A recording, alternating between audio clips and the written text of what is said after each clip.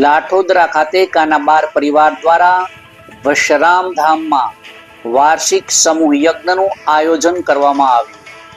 યજ્ઞ મહાપ્રસાદ અને રાસ ગરબા સાથે 2 દિવસીય ધાર્મિક કાર્યક્રમ ધામધૂમથી થયો સંપન્ન। નમસ્કાર, સહજ ન્યૂઝ સાથે હું છું ગોપાલ ભેસાણીયા। માળિયા હાટીના તાલુકાના લાઠોદરા ગામના લોહાણા જ્ઞાતિના કાનાબાર પરિવાર દ્વારા સુરાપુરા દાદા શ્રી વશરામ દાદાના પવિત્ર સાનિધ્યમાં વશરામ ધામ ખાતે વાર્ષિક સમૂહ હવનનું આયોજન કરવામાં આવ્યું હતું।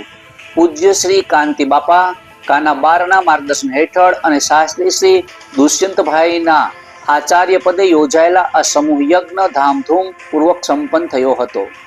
સવારના 8 વાગ્યે હવનની વિધિવત શરૂઆત કરવામાં આવી હતી અને બપોરે અંદાજે 2:30 કલાકે બીડું હોમાયું હતું। ત્યારબાદ તમામ ભક્તો માટે મહાપ્રસાદનું આયોજન કરવામાં આવ્યું હતું। આ પ્રસંગે પૂજ્ય શ્રી કાંતિ બાપા કાનાબાર, પૂજ્ય શ્રી મનીષભાઈ કાનાબાર, પૂજ્ય શ્રી લાલજીભાઈ લુક્કા, મુકેશભાઈ તન્ના, અમિતભાઈ દોશી, મિતુલભાઈ પોપટ અને ગોપીભાઈ કાનાબાર સહિતના આગેવાનો ઉપસ્થિત રહ્યા હતા।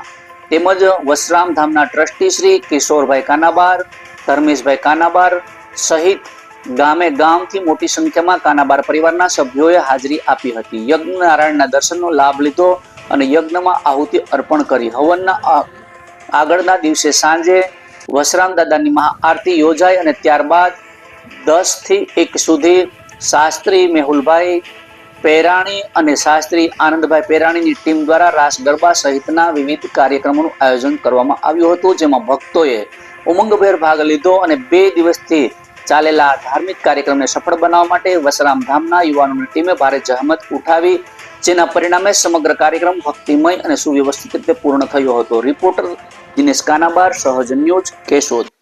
ચૈત્ર સુધી 14ના દિવસે દાદાનો વાર્ષિક યજ્ઞ સરસ રીતે સમાપન થયો છે। અમે બધા કાલના અહીંયા આવી ગયા છીએ। કાંતિ બાપાને બધા લગભગ 1 મહિનાથી આ બધી મહેનત કરીને બધું આયોજન પાર પાડ્યું છે અને આજના દિવસે સફળ રીતે આ બધું કાર્યક્રમ સમાપન થઈ ગયો છે। બોલ શ્રી વશરામ દાદાની જય।